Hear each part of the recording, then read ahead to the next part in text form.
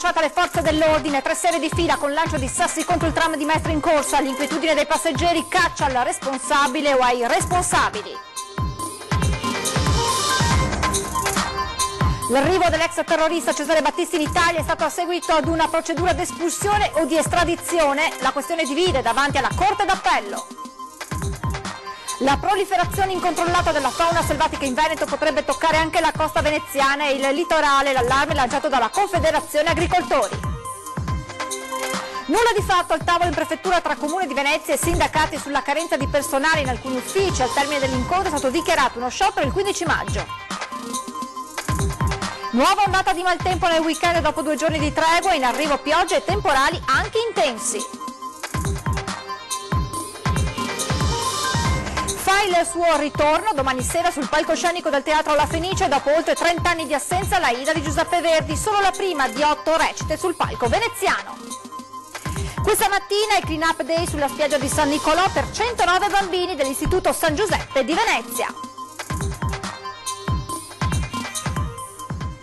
Buonasera e ben ritrovati con l'edizione veneziana del telegiornale di Antenna 3. In primo piano dunque la cronaca con l'assalto al tram in Viale San Marco a Mestre per 3 notti di seguito. Qualcuno ha lanciato sassi o altri oggetti contro il tram, nell'ultimo caso un vetro è andato in frantumi. Il vetro che va in 1000 pezzi, c'è persino chi ha pensato a un'esplosione. Tanta paura, ma fortunatamente nessun ferito. E ora è caccia aperta al cecchino ai cecchini che di notte prendono di mira il tram a Mestre, lanciando sassi o altri oggetti. Il tram era già stato preso di mira dai vandali. Anni fa erano stati messi dei sassi sulle rotaie, ma mai era stato preso di mira con una costanza che si è ripetuta per 3 notti di seguito e sempre nello stesso punto. Eccola la fermata che è stata presa di mira da chi da diverse notti sta lanciando dei sassi contro questi tram. La fermata Boerio è diventata un poligono, probabilmente con l'aiuto di una fionda, martedì, mercoledì e giovedì sera. In quest'ultimo caso il vetro è andato in frantumi. L'autista ha fermato il tram e allertato le forze dell'ordine. Sul posto è intervenuta una volante della questura. La fermata Boerio si trova alla fine di Viale San Marco, in una zona in cui non ci sono né negozi né ristoranti. L'unica attività commerciale aperta era un'edicola che però adesso è chiusa. In passato era stata individuata come responsabile di alcuni atti una baby gang poi smantellata dalla polizia, visti alcuni recenti fatti di cronaca che hanno avuto come protagonisti dei giovanissimi sia a Venezia che a Mestre. Tra qualcuno che prende oggi il tram, con qualche pensiero in più, il sospetto si ritratti di ragazzini è venuto. Cosa posso dire? La gente un po'... figli di ultimamente, di questa generazione, penso che siano proprio ragazzini che non sanno cosa fare, si divertono in questa maniera qua. È più preoccupata adesso? Beh, insomma, sì, non è proprio il massimo. Lei ogni quanto prende il tram? Un po' di volte, 3-4 volte al mattino su una settimana lo prendo, sì. Lo prende anche di sera? Beh, no, quando torno scendo qui la sera, sì. Per cui comunque diciamo che è nella zona calda? Sì. Abbastanza, anche se in questa zona a dir la verità non si era mai sentito, però effettivamente... Lei lo prende spesso il tram? Io lo prendo 3 giorni alla settimana, speriamo bene.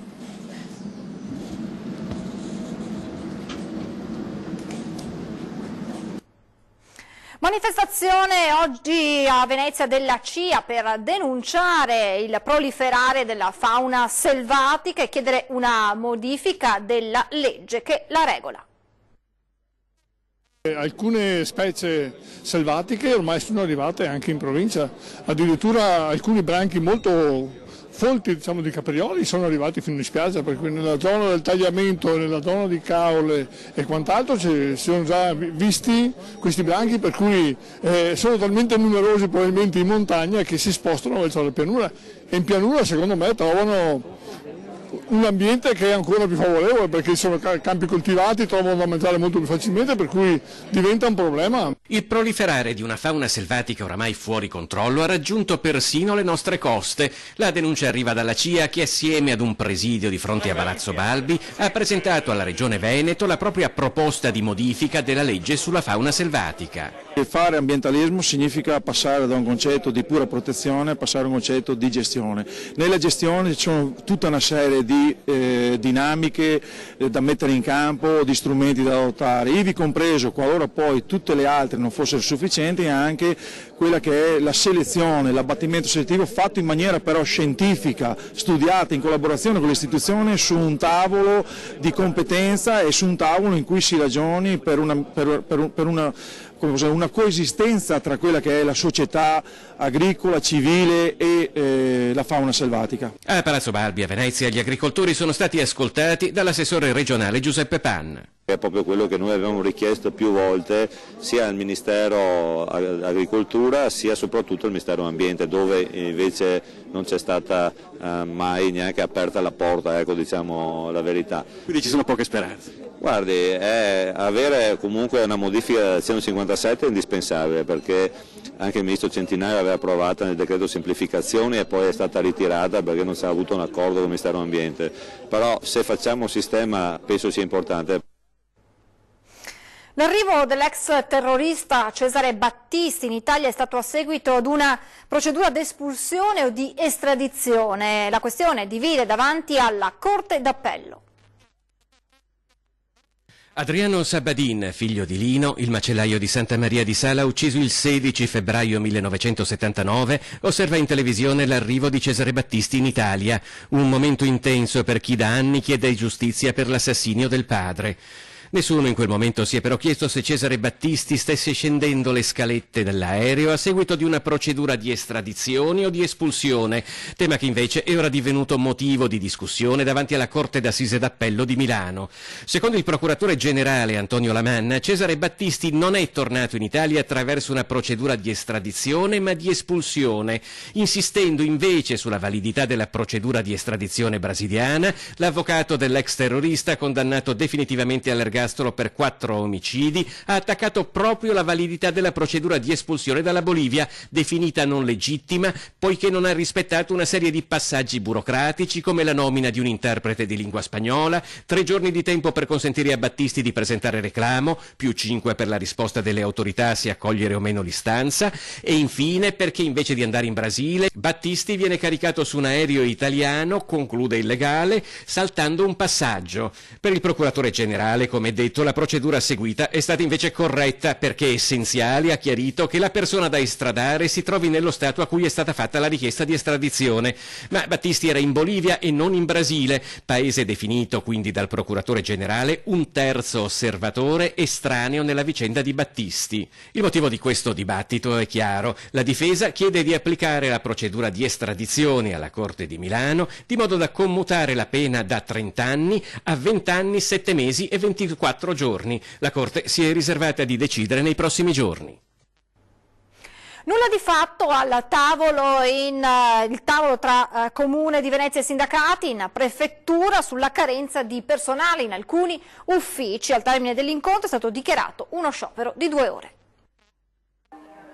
La differenza di vedute tra Comune e sindacati sul numero di dipendenti da destinare ai servizi di anagrafe, Stato civile e URP ha fatto saltare il tavolo di mediazione in prefettura. I lavoratori di questi uffici, in stato di agitazione dal mese di aprile, sciopereranno il 31 maggio. Sarà uno sciopero di 2 ore. La carenza di personale, ci tengono a precisare i sindacati, non riguarda solo l'organizzazione interna al Comune, riguarda tutti. È bene che i cittadini sappiano che se ci sono meno servizi, se c'è meno attenzione alle loro pratiche, se c'è minore possibilità di realizzare in tempi brevi anche quello che si aspettano, non è colpa dei lavoratori perché sono fannulloni o nulla facenti o non fanno con professionalità il loro mestiere, ma questo è dovuto al fatto che c'è un'amministrazione che non investe su di loro, che non investe in alcuni settori e che sceglie sempre e soltanto quelli che hanno a che fare con la propaganda. La propaganda che secondo i sindacati animerebbe il Comune nella sua attività amministrativa è legata alla sicurezza. Proprio in questi giorni Cafarsetti ha varato il piano di fabbisogno di personale triennale nazionale, in cui il 90% delle assunzioni è riservato alla polizia locale. È giusto garantire la sicurezza, ma l'impiego di risorse è tale, dicono i rappresentanti dei lavoratori, da mettere a rischio diversi altri servizi. L'incontro era proprio sul servizio anagrafe Stato civile del comune, un servizio fondamentale che garantisce appunto ai cittadini del nostro comune i diritti, perché pensiamo carte d'identità elettroniche, tutta l'attività dello Stato civile, insomma servizi fondamentali che hanno visto un calo di personale di più del 10%. Noi chiedevamo di intervenire su questo settore per garantire cosa? Garantire meno code ai cittadini, più puntualità nelle risposte, più attenzione in tutte le sedi del comune a servizi di cui la cittadinanza ha bisogno. Con lo svuotamento delle municipalità, Anagrafe, Stato civile e URP rimangono gli unici uffici di prossimità per il cittadino che li identifica con l'amministrazione stessa. Ma i suoi dipendenti, affermano in un comunicato congiunto le varie sigle sindacali, sono invece il bersaglio di offese e aggressioni da parte di utenti che subiscono la pessima organizzazione di questo servizio decisa da altri.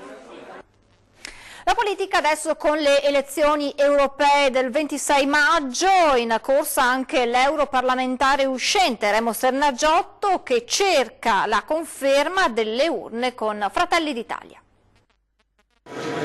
5 anni di esperienza in un'Europa che ha ancora una lunga strada davanti per cambiare. Ne è convinto Remo Sernagiotto che cerca la riconferma all'Europarlamento con Fratelli d'Italia, sposando uno slogan che dice tutto: l'Europa può e l'Europa deve.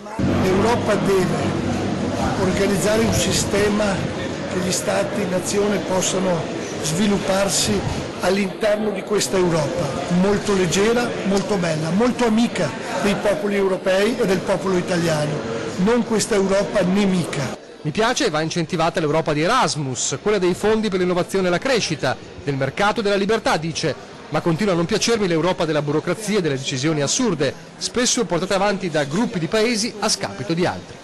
Tra i punti programmatici il rilancio delle infrastrutture nell'ambito dei corridoi tecnologici europei. La Venezia-Rimini, la Cronea commerciale così chiamata da noi, per collegare direttamente l'Italia del centro con l'Italia del nord-est.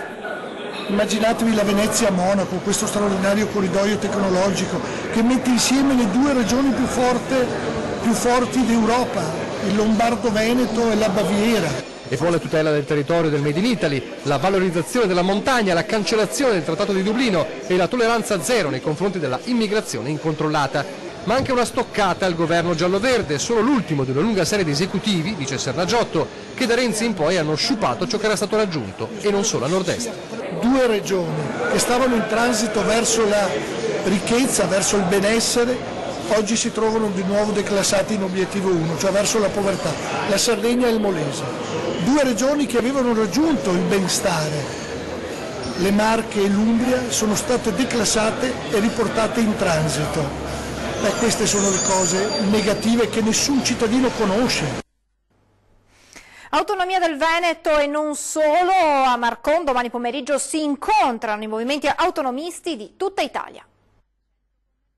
L'appuntamento è per le 15 all'Hotel Anthony Palace di Via Mattei a Marcon per quelli che si annunciano come gli stati generali dei movimenti autonomisti d'Italia, un tema particolarmente caro al Veneto dopo l'esito indiscutibile di un referendum che attende ancora una risposta da Roma. Sono quasi tutti presenti, dal Tirolo Spartai al patto per l'autonomia Veneto, al patto per il Friuli che con noi ha organizzato la giornata, ad altri movimenti della Toscana, del Piemonte, della Lombardia, e si parlerà di autonomia, il valore dell'autonomia come metodo di governo del Paese. Autonomia per tutte le regioni. Chi vota contro, chi rema contro l'autonomia sta remando contro un referendum che ha avuto il 98% dei voti e sta remando per portare i soldi dove vanno adesso, alla mafia. Quella che il Patto per l'Autonomia Veneto sta promuovendo è una rete di alleanze che non intende arrestarsi ai confini nazionali, ma estendersi a tutti i movimenti presenti in Europa. Il 98% dei veneti ha votato per l'autonomia dentro quello che sono i parametri dettati dalla Costituzione e dalla legge, quindi non c'è niente di particolare. La risposta non può essere che sì, se è no è contro la Costituzione.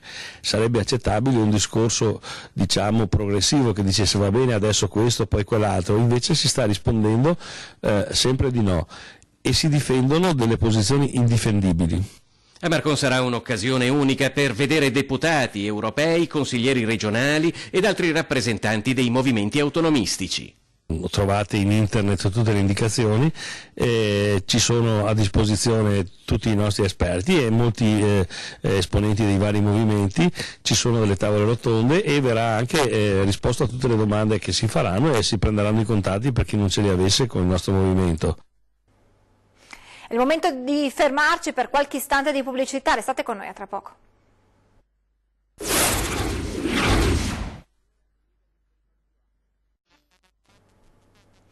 Di nuovo in diretta per parlare del maltempo che torna sulla nostra regione e torna anche l'acqua alta a Venezia, previsti 110 centimetri alle 23 di domani, ad annunciarlo il centro previsioni e segnalazioni maree della protezione civile. Allora sentiamo l'esperto per capire che tempo ci aspetta nei prossimi giorni.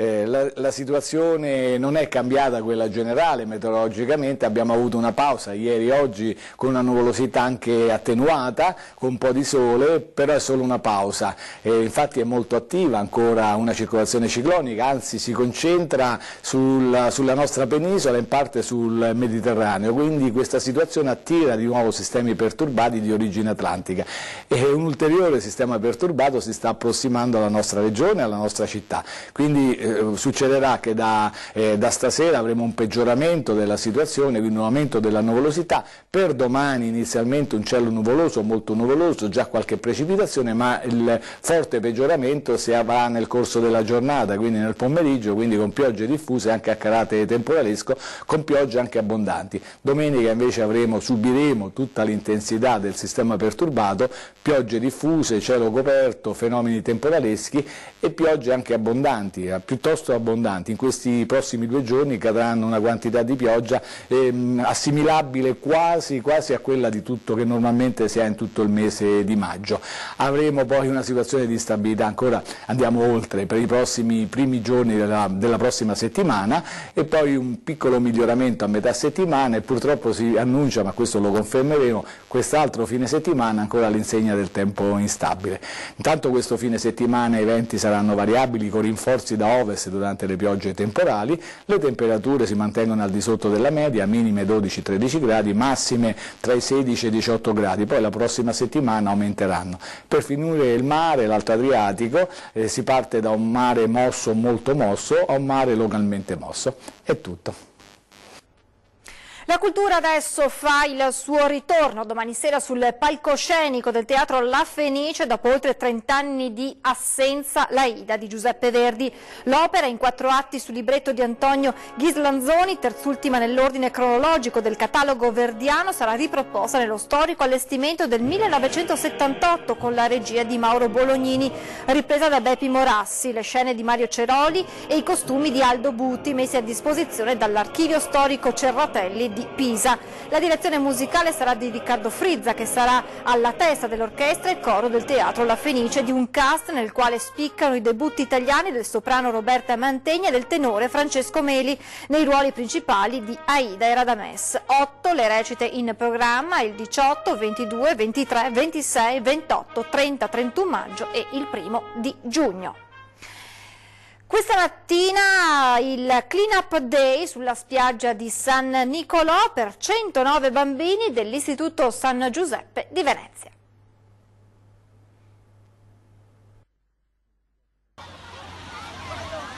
Una mattinata in spiaggia a raccogliere la plastica per tutti gli alunni delle 5 classi dell'Istituto San Giuseppe, una scuola primaria paritaria di Venezia con sede a Castello.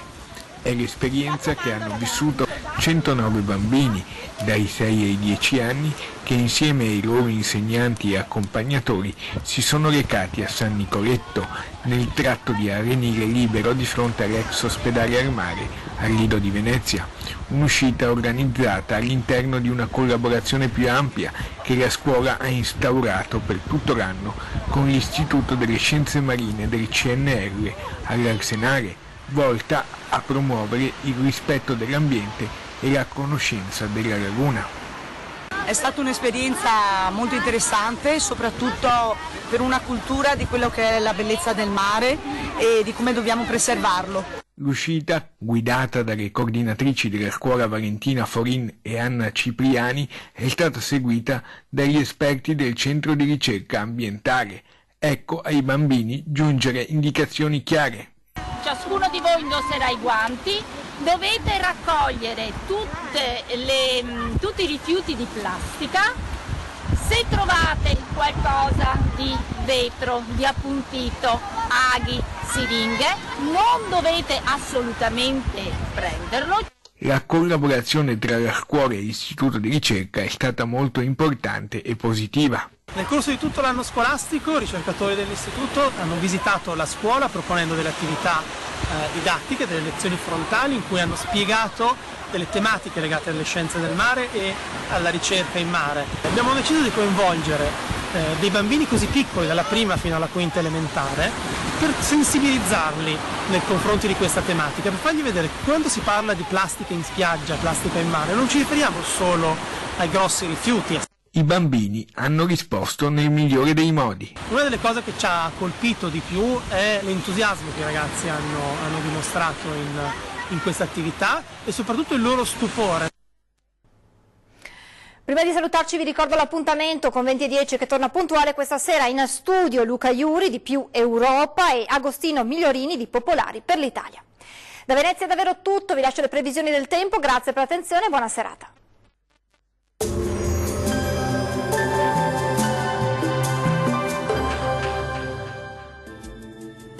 Ben ritrovati al meteo di Antenna 3. La giornata di sabato 18 maggio sarà all'insegna di un forte maltempo sulle nostre regioni, ma vediamo insieme nel dettaglio dove pioverà di più. Sul Veneto, come detto, avremo condizioni di maltempo diffuso un po' su tutta la regione. Attenzione perché le precipitazioni potranno risultare anche di moderata o forte intensità. Temperature minime tra 11 e 14 gradi, massime tra 15 e 17 gradi. Spostiamoci ora sul Friuli Venezia Giulia, dove la situazione sarà simile con piogge diffuse un po' dappertutto, localmente anche forti, sin dal mattino e per tutto l'arco della giornata. Temperature minime tra 10 e 14 gradi, massime oscillanti invece tra 17 e 19 gradi. Uno sguardo infine alla situazione del Trentino Alto Adige. Non cambia di molto perché la perturbazione investirà anche la nostra regione, dove il tempo sarà spiccatamente instabile con rovesci e temporali dappertutto, come ci mostra la nostra grafica. Temperature minime tra 10 e 11 gradi, massime sui 17 gradi circa. Bene, dal meteo di Antenna 3 per ora è tutto, vi do appuntamento al prossimo aggiornamento. Arrivederci.